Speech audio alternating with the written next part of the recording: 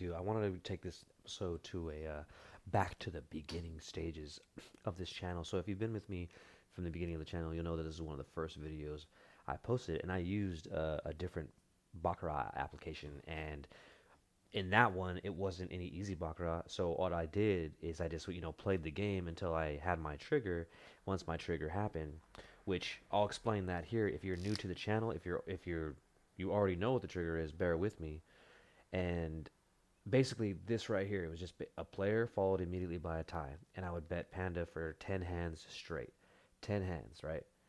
And so whatever your betting amount is, this is take two, so I realized I kind of went all over the place with my betting amount, which is $25. But we don't need to pay attention too much to the betting amount. Just pay attention to the fact that you keep this amount the same no matter what it is, based on your bankroll, your comfortability, whatever, how much you want to play with, right? You'll keep those 10 hands, same betting amount, same unit amount, all 10 hands. So you bet 1, 2, 3, 4, 5, 6, 7, 8, 9, 10. And in a shoe like this, in an example like this, you'll see that we hit two pandas. So simply put, we lost 8 of those 10 hands, right? But the panda pays 25 to 1, which we hit twice.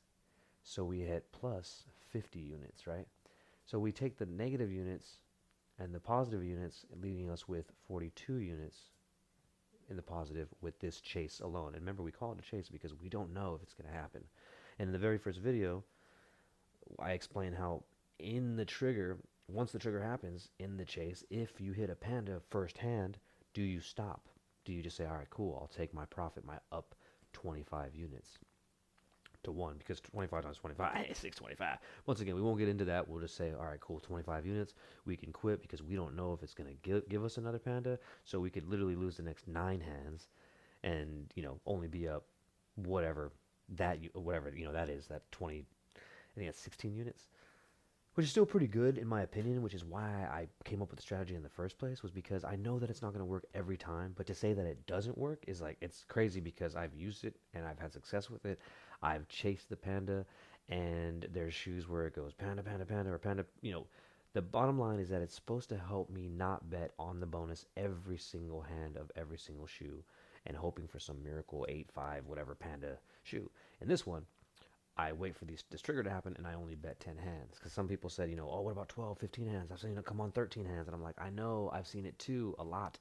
But I've seen this happen a lot and not happen a lot, to the point where I'm like, all right, I want to minimize the amount that I'm betting. And if I just get stuck betting 15 hands, because there's another factor in this strategy, first video will explain it too, is that if this happens, and we call this pretty much a trigger inside of a chain, which if we're betting here 1, 2, 3, 4, 5, 6, 7, 8, and then boom, our ninth hand is another trigger, then of those, we can forget about the 10 hands we were just chasing to. Now we restart the count, and we'll start from here at 1, 2, 3, 4, and so on, hoping that it yields even more pandas. But if not, then we're going to have to take those negative 10 units from here, from however much we did from the original, the 9 plus 10, and then give us our whatever. I hope you get the idea of where I'm going with when it comes to the keeping your unit size the same, the simplicity of the trigger happening,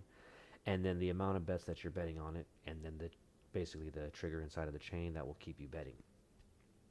This one is optional. Remember, hitting a panda super early in the chase is optional, so you can walk out of there with your profit, especially if your bet is something of that size, because that's going to be $625 right off the bat. So depending on, once again, what your bankroll is at, what you're trying to win in a day or a week, if you're playing for fun, entertainment, know that this strategy and most of my strategies on this channel are for fun, to add fun and entertainment to this game, because I love chasing the panda as soon as I see this trigger. I love coming up to a shoe when, let's just say it's like that, right? Like that.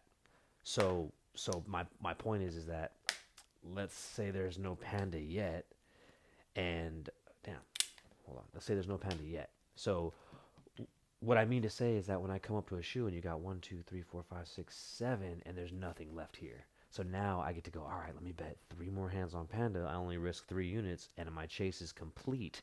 And hopefully I hit a panda in those, in those 3 hands alone. Because if I don't, then cool. Point being is that I only had to risk 3 units. and then I move on and wait for the trigger again. So I hope that helps. If you're new to the channel, like follow for more strategy, because this one is fun, and I just want you to be there during a shoe where the pandas are abundant, and if they're not, obviously you'll find out, and you'll be stuck 10 units, but hopefully small units or a sizable enough unit to you're comfortable with losing. But thank you guys for watching. That's the Panda Chase strategy. I hope you understand that one better, because like I said, I just wanted to take it back to the beginning of the first video that I made for this channel and how I got into the game and how this channel got started. So that's a little bit about me and that. So yeah, thanks for watching. Follow for more. I hope you guys enjoyed this one, and maybe that clarifies how to use that strategy a little more for anybody who doesn't understand or who wanted to learn or maybe wasn't quite getting it. So I'll do more, like I said, more videos like this with the magnets in upcoming videos. For now, let's talk some Bach in the comments. Let me know if you have any questions about that one. Um, and I'll be happy to answer them in the comments. So, see you guys in the next video.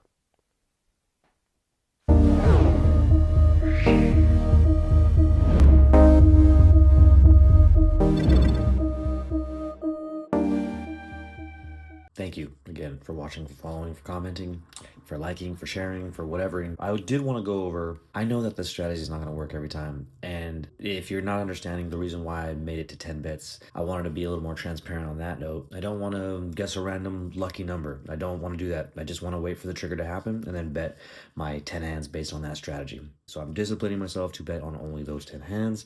I don't deviate from the strategy, so I can't be upset when I don't hit pandas on hands that just where panda randomly hits. That being said, I know that there's going to be shoes where it chains and it chains and it chains. So that's why I mentioned you have to learn when to walk away. You got to know when to walk away. You got to know, and you got to just say, hey, maybe it's not happening. And then when you walk away and then you see all those pandas and dragons hit, you're like, ah, damn, I should have stayed. But just learn to let it go. That way you can find a different trigger or a different shoe, different table, and hopefully it works. Because I always say this, I've said this in every other Panda Chase strategy video, when I get to work and I look at the tables and I see blue tie, and then I can count to 10 hands, or I can literally see the panda right after that blue tie.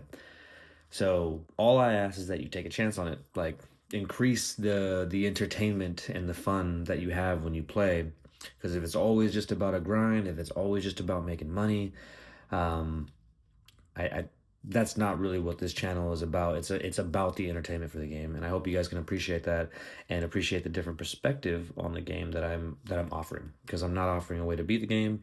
And I wanted to put this last part in here to say, if you got this far, thanks for watching, thanks for listening, wishing you all the best of luck, and hoping that wanting you guys to win. But if you don't, I think we all know as gamblers that the expectation of losing is a little bit higher than our expectation of winning when we play. So thank you guys again for watching. Check out some of those other videos in the thumbnails, and I'll see you guys in the next video.